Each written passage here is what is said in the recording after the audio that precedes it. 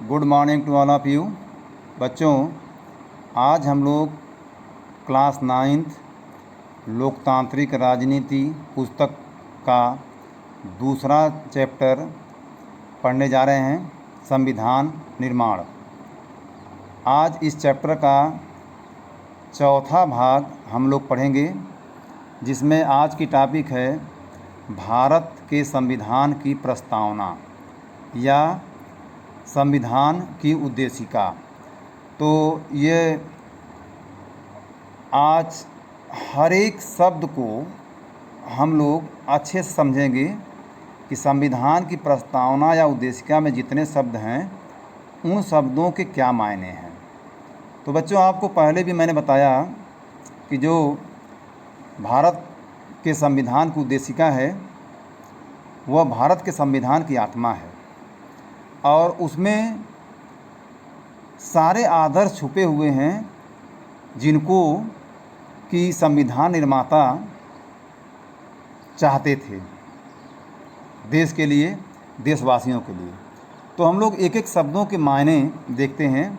तो सबसे पहला शब्द है हम भारत के लोग। तो हम भारत के लोग का मतलब क्या हुआ? भारत के संविधान का निर्माण और अधिनियमन भारत के लोगों ने अपने प्रतिनिधियों के माध्यम से किया है, न कि इसे किसी राजा या बाहरी आदमी ने उन्हें दिया है। अब भारत को एक संपूर्ण प्रभुत्व संपन्न, तो संपूर्ण प्रभुत्व संपन्न का मतलब क्या हुआ? लोगों को अपने से जुड़े यानी देश से जुड़े हर मामले में फैसला करने का सर्वोच्च अधिकार है। कोई भी बाहरी शक्ति भारत की सरकार को आदेश नहीं दे सकती है। फिर अगला शब्द है समाजवादी। समाजवादी का मतलब भारत में जो समाज है, तो समाज में संपदा सामूहिक रूप से पैदा होती है और समाज में उसका बंटवारा समानता के साथ होना चाहिए। सरकार जमीन और उद्योग धंधों की हकदारी से जुड़े कायदे कानून इस तरह से बनाए कि सामाजिक आर्थिक असमानताएं कम हो। इसके बाद है पंथ निरपेक्ष। ये देखिए, पंथ निरपेक्ष है। तो पंथ निरपेक्ष का मतलब नागरिकों को किसी भी धर्म को मानने की पूरी स्वतंत्रता है, लेकिन कोई धर्म आधिकारिक नहीं है, यानी भारत का अपना कोई धर्म आधिकारिक रूप से नहीं है। सरकार सभी धार्मिक मान्यताओं और आचरणों को समान सम्मान देगी। फिर लोकतंत्रात्मक है अगला शब्द। इसका अर्थ है कि सरकार का एक ऐसा स्वरूप हमारे देश में होगा जिसमें लोगों को समान राजनीतिक अधिकार प्राप्त होंगे। लोग अपने शासन का चुनाव करेंगे और उसे जवाबदेह बनाएंगे। यह सरकार कुछ बुनियादी नियमों के अनुरूप ही चलेगी। तो इसका मतलब ये हुआ। फिर इसके बाद है नेक्स्ट, देखिए ये न्याय है और गणराज्य है, जो मोटे मोटे में दिया गया है। इन्हीं शब्दों के मायने आपको देखने हैं, यही हमारे संविधान के आदर्श हैं। तो गणराज्य का मतलब शासन का प्रमुख लोगों द्वारा चुना हुआ व्यक्ति होगा, न कि किसी वंश या राज खानदान का। जैसे कि राजतंत्र में होता था, राजा का लड़का राजा ही होता था, लेकिन गणराज्य में ऐसा नहीं होगा, बल्कि लोगों के द्वारा चुना गया देश का प्रमुख होगा। फिर न्याय में देखिए, नागरिकों के साथ उनकी जाति, धर्म और लिंग के आधार पर भेदभाव नहीं किया जा सकता। फिर अगला शब्द है स्वतंत्रता। स्वतंत्रता देखिए जो है, ये नेक्स्ट है स्वतंत्रता। तो स्वतंत्रता का मतलब कि नागरिक कैसे सोचें कि किस तरह अपने विचारों को अभिव्यक्त करें और अपने विचारों पर किस तरह अमल करें, इस पर कोई अनुचित पाबंदी नहीं होगी। इसके बाद अगला शब्द देखिए है समानता। ये है अगला शब्द समानता। समानता कानून के समक्ष सभी लोग समान हैं। पहले से चली आ रही सामाजिक असमानताओं को समाप्त होना होगा। सरकार हर नागरिक को समान अवसर उपलब्ध कराने की व्यवस्था करे। और आखिरी है बंधुता।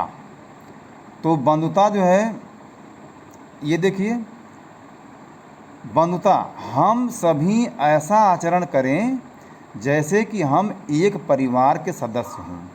कोई भी नागरिक किसी दूसरे नागरिक को अपने से कमतर न माने। ये जो है कि बंधुता। तो ये सारे जो है कि जो शब्दों के मायने थे, ये आपको एक एक करके लिखना भी है कि किन शब्दों के क्या मायने हैं। अब आखिरी टॉपिक है इस चैप्टर की, संस्थाओं का स्वरूप। तो संविधान सिर्फ मूल्यों और दर्शन का बयान भर नहीं है, बल्कि संविधान इन मूल्यों को संस्थागत रूप देने की कोशिश भी है कि कैसे इन मूल्यों, इन आदर्शों को लागू किया जाएगा। तो जिसे हम भारत का संविधान कहते हैं, उसका अधिकांश हिस्सा इन्हीं व्यवस्थाओं को तय करने वाला है। यह एक बहुत ही लंबा और विस्तृत दस्तावेज है, इसलिए समय समय पर इसे नया रूप देने के लिए इसमें बदलाव की भी ज़रूरत पड़ती है या पड़ती रहेगी। भारतीय संविधान के निर्माताओं को लगा कि इसे लोगों की भावनाओं के अनुरूप चलना चाहिए। ये नहीं है कि जो आज बना दिए हैं वही हमेशा रहेगा। यानी समय के साथ लोगों या देश की ज़रूरतें या लोगों की मांग बदलती है, तो लोगों की भावनाओं के अनुरूप ही जो समाज में बदलाव हो रहे हैं, तो उन बदलावों से संविधान को दूर न किया जाए। उन्होंने इसे पवित्र, स्थायी और न बदल जा सकने वाले कानून के रूप में नहीं देखा। इसलिए उन्होंने बदलावों को समय समय पर शामिल करने का प्रावधान भी रखा है। और जो बदलाव होते हैं, उन बदलावों को संविधान संशोधन कहा जाता है। तो संविधान के ने संस्थागत व्यवस्थाओं को बड़ी कानूनी भाषा में दर्ज किया है। अगर आप संविधान को पहली बार पढ़ें तो इसे समझना आसान नहीं होगा, बहुत ही मुश्किल होगा। फिर भी संस्थाओं के बुनियादी स्वरूप को समझना बहुत मुश्किल नहीं होगा। लेकिन हम लोग ये सारी चीज़ें अगले चैप्टर में या कुछ चीज़ें जो है क्लास 10th में भी देखेंगे। तो संविधान में स्पष्ट रूप से लिखा है कि शासकों का चुनाव कैसे किया जाएगा, किसके पास कितनी शक्ति होगी और कौन किस बारे में फैसले लेगा। साथ ही संविधान नागरिकों को स्पष्ट अधिकार देता है, तो सरकार के लिए भी लक्ष्मण रेखा तय करता है। ये बहुत सारी चीज़ें आपको अगले चैप्टर में पढ़ने को मिलेंगी। अब आइए, इस चैप्टर के आखिर में कुछ शब्दों के भी मायने दिए गए हैं जिसको आपको समझ के लिखना है। जैसे रंग भेद है, तो रंग भेद दक्षिण अफ्रीका की सरकार की 1948 से 1989 के बीच काले लोगों के साथ नस्ली अलगाव और ख़राब व्यवहार करने वाली शासन व्यवस्था को कहा जाता है। फिर धारा दिया गया है, किसी दस्तावेज का खास हिस्सा या अनुच्छेद, उसको धारा बोलते हैं। फिर संविधान किसे कहते हैं, ये मैंने आपको पहले बता दिया। संविधान संशोधन क्या होता है ये भी बता दिया। संविधान सभा किसे कहते हैं। प्रारूप क्या है, किसी कानूनी दस्तावेज का प्रारंभिक रूप। दर्शन भी आपको दिया गया है कि दर्शन का मतलब किसी सोच और काम को करने को दिशा देने वाले सबसे बुनियादी जो विचार होते हैं, प्रस्तावना और देशद्रोह। तो ये सारे शब्दों के मायने आपको लिखने हैं। कुछ प्रश्न भी दिए गए हैं, जिन प्रश्नों को आप पढ़ेंगे, आपके अभ्यास के प्रश्न हैं, इनके उत्तर भी लिखेंगे। लेकिन इसके अलावा भी बहुत सारे प्रश्न मैं आपको बताऊंगा, वैसे बना बना के भी लिखना है। तो पहला प्रश्न है इसमें कि नीचे कुछ गलत वाक्य दिए गए हैं और उसमें क्या गलती है उसको पहचान कर ठीक करें। तो जैसे सबसे पहला है, स्वतंत्रता के बाद लोकतांत्रिक देश अपना हो या नहीं, इस विषय पर स्वतंत्रता आंदोलन के नेताओं ने अपना दिमाग खुला रखा। तो उत्तर इसका क्या होगा? हो या नहीं वाली बात नहीं है। इसका सही उत्तर होगा कि स्वतंत्रता के बाद देश लोकतांत्रिक हो, इस विषय पर स्वतंत्रता आंदोलन के नेताओं ने अपना दिमाग खुला रखा। तो ये वाला जो है इसमें से हट जाएगा। ठीक, फिर इसी तरह से आप देखेंगे कि दूसरा है ये कि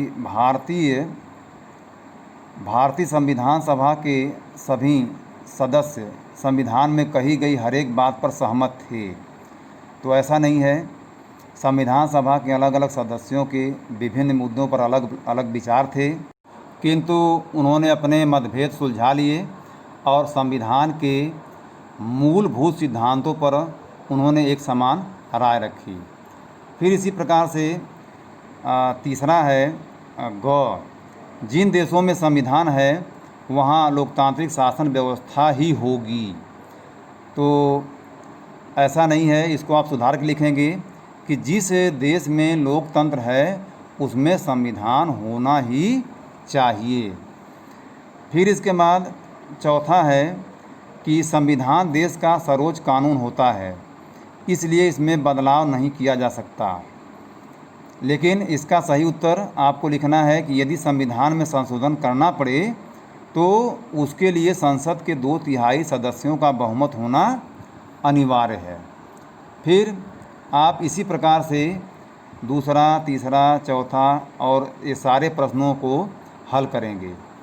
अब हम लोग कुछ अन्य महत्वपूर्ण प्रश्नों पर भी आते हैं जो कि आपको अभ्यास के प्रश्नों से हटकर है, और इस तरह के प्रश्न आपको बना के उसका उत्तर लिखना है। तो हम लोग उसको भी देख लेते हैं कि क्या महत्वपूर्ण प्रश्न हो सकता है। तो सबसे पहला महत्वपूर्ण प्रश्न जैसे कि संविधान किसे कहते हैं, ये तो इसको आप आसानी से लिख सकते हैं। रंग भेद की नीति से आप क्या समझते हैं, संविधान संशोधन से आप क्या समझते हैं, ये सारे प्रश्नों के उत्तर आप इसी तरह से बना करके लिखेंगे। फिर पंथ निरपेक्षता या धर्म निरपेक्षता से आप क्या समझते हैं, ये संविधान की प्रस्तावना में आपको मैंने बताया। फिर इसी तरह से है प्रश्न, भारत एक धर्मनिरपेक्ष राज्य है, कैसे? तो भारत एक धर्मनिरपेक्ष राज्य है क्योंकि भारतीय संविधान के अनुसार यहाँ किसी भी धर्म, पंथ, जाति या जन समूह को कोई विशेष अधिकार प्राप्त नहीं है। सबको पूर्ण धार्मिक स्वतंत्रता और समानता प्रदान की गई है। कोई भी व्यक्ति अपनी इच्छानुसार किसी भी समय पंथ बदलकर दूसरे पंथ में जा सकता है। कोई भी पंथ अपना धर्म स्थल, पूजा स्थल स्वतंत्र रूप से बना सकता है, उसे किसी भी तरह की उपासना करने की आज़ादी है। फिर सरकारी नौकरियों योग्यता के अनुसार दी जाती हैं, उसमें धर्म या पंथ का कोई भेदभाव नहीं होता है। तो ये उसका उत्तर होगा। इसी तरह से आपको लिखना है। फिर जो है कि आप देखिए अगला प्रश्न है कि भारतीय संविधान की प्रस्तावना से 4 मुख्य आदर्श दिए गए हैं, तो कौन से हैं वो प्रमुख मुख्य आदर्शों को आपको लिखना है। तो इसमें आप देख सकते हैं कि कौन कौन से आदर्श दिए गए हैं। तो सबसे पहला आदर्श देखिए कि भारत को एक सार्वभौमिक प्रभुत्व संपन्न समाजवादी पंथ निरपेक्ष लोकतांत्रिक गणराज्य बनाना। फिर सामाजिक, आर्थिक और राजनीतिक न्याय स्थापित करना। विचार अभिव्यक्ति, विश्वास, धर्म, उपासना की स्वतंत्रता और प्रतिष्ठा और अवसर की समानता, ये 4 मुख्य आदर्श हैं, इसको आप लिखेंगे। फिर हमें देश में संविधान की आवश्यकता क्यों है, ये अगला प्रश्न है, क्यों है। या इसी पर दूसरा प्रश्न आ सकता है कि संविधान के द्वारा ही किसी लोकतांत्रिक देश की सरकार का निर्माण होता है। कोई 3 बिंदु देकर स्पष्ट कीजिए कि हमें संविधान की आवश्यकता है। तो इसका उत्तर आप इस तरह से देंगे कि सरकार के विभिन्न अंगों में संविधान के कारण मतभेद नहीं होते। यदि मतभेद होते भी हैं तो उसे संविधान के अनुसार सुलझा लिया जाता है। फिर दूसरा उत्तर होगा, दूसरी पॉइंट, सरकार अपनी शक्तियों का दुरुपयोग नहीं कर सकती है। यानी संविधान के अनुरूप ही सरकार कार्य कर सकती है। फिर तीसरा है कि नागरिकों के मौलिक अधिकारों की रक्षा संविधान के द्वारा ही होता है। तो ये 3 कारण हैं जो कि इस प्रश्न के उत्तर में आप देंगे कि हमें संविधान की आवश्यकता क्यों है। फिर भारतीय संविधान एक जीवित आलेख है। ये प्रश्न है कैसे, तो आप संशोधन वाली बात को इसमें लिखेंगे कि इसमें समय समय पर संशोधन होता है और ये जड़वत नहीं है। फिर इसके बाद हम जब चाहें अपने संविधान को बदल सकते हैं। इस प्रक्रिया को क्या कहा जाता है, तो उत्तर सीधा है संविधान संशोधन। उन प्रक्रियाओं का वर्णन कीजिए जिससे कि संविधान में संशोधन होता है। तो प्रक्रियाएं जो है कि बिल्कुल स्पष्ट हैं कि संसद में उपस्थित मतदान करने वाले सदस्यों के साधारण बहुमत से प्रस्ताव पारित कर राष्ट्रपति के हस्ताक्षर के बाद संविधान में संशोधन होता है। तो मतदान करने वाले जो 2/3 सदस्यों का बहुमत प्राप्त होना चाहिए और राष्ट्रपति के हस्ताक्षर से संशोधन फिर किया जा सकता है। फिर तीसरा है मतदान करने वाले 2/3 सदस्यों का बहुमत होने के अलावा कुल राज्यों की 50% विधायिकाओं का बहुमत से संशोधन किया जा सकता है। तो ये इसका उत्तर होगा। आप संघीय सरकार से क्या समझते हैं? तो आपके देश में 2 प्रकार के सरकारों की व्यवस्था है, एक केंद्र सरकार और दूसरी राज्य सरकार है। तो राज्यों की सरकारें मिल करके एक प्रकार से भारतीय संघ का निर्माण करती हैं और इस तरह से आपका देश संघीय व्यवस्था वाला है। फिर संविधान सभा क्या है, इसका भी उत्तर आप बड़े आसानी से लिख सकते हैं। राज्य के नीति निर्देशक तत्व या सिद्धांत, ये कक्षा 8वीं में ही आप पढ़े हैं। संविधान सभा की पहली बैठक 9 दिसंबर 1946 को हुई। कितने समय लगे बताया गया आपको। संविधान लिखने वाली सभा में कितने सदस्य थे, संविधान सभा के अध्यक्ष कौन थे, प्रारूप समिति के अध्यक्ष कौन थे, सारे जो है कि प्रश्न इसी प्रकार से आपको लिखना है। इसके अलावा भी आपको पढ़ने के दौरान यदि और भी प्रश्न मिलता है तो उसको आप लिखेंगे। तो इसको लिख करके आप व्हाट्सएप पर हमारे भेजेंगे और आपका गृह कार्य फिर देखा जाएगा कि आपने कैसा किया है। तो हम लोग अब नेक्स्ट वीडियो में नेक्स्ट चैप्टर के साथ मिलेंगे, लेकिन चैप्टर क्या होगा, किस बुक से होगा, ये हम लोग फिर से डिसाइड कर लेंगे। तब तक के लिए थैंक यू।